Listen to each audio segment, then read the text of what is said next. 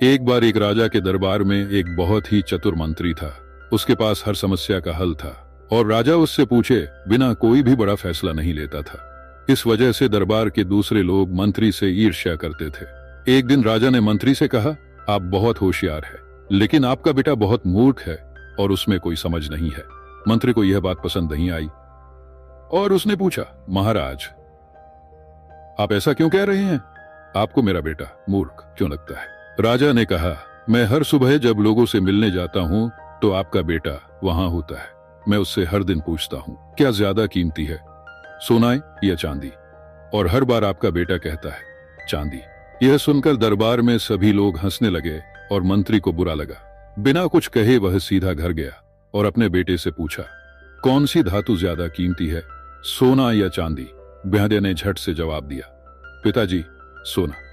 फिर मंत्री ने पूछा, अगर तुम्हें पता है कि सोना कीमती है तो तुम राजा को हर दिन गलत जवाब क्यों देते हो और कहते हो कि चांदी ज्यादा कीमती है? बेटे ने जवाब दिया, पिताजी राजा हर सुबह लोगों से मिलने बाजार आते हैं। हर दिन वह मुझे बुलाता है, मेरे सामने 2 सिक्के रखता है, एक चांदी का और एक सोने का, और मुझसे कहता है ज्यादा कीमती वाला ले लो। मैं चांदी का सिक्का उठाता हूं और राजा हंसता है और चला जाता है। फिर मंत्री ने अपने बेटे से पूछा, तुम रोज चांदी का सिक्का क्यों उठाते हो? आज इसी वजह से पूरे दरबार में मेरा मजाक उड़ाया गया। यह सुनकर बेटा अपने पिता को अपने कमरे में ले गया और एक बक्सा खोला। बक्सा चांदी के सिक्कों से भरा था। इतने सारे चांदी के सिक्के देखकर मंत्री हैरान हो गया और पूछा, तुम्हारे पास इतने सारे चांदी के सिक्के कैसे आए?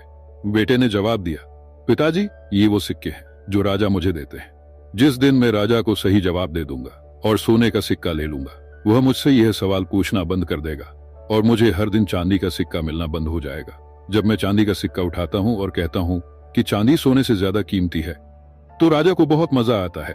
वह हंसता है और बिना ज्यादा सोचे समझे चला जाता है।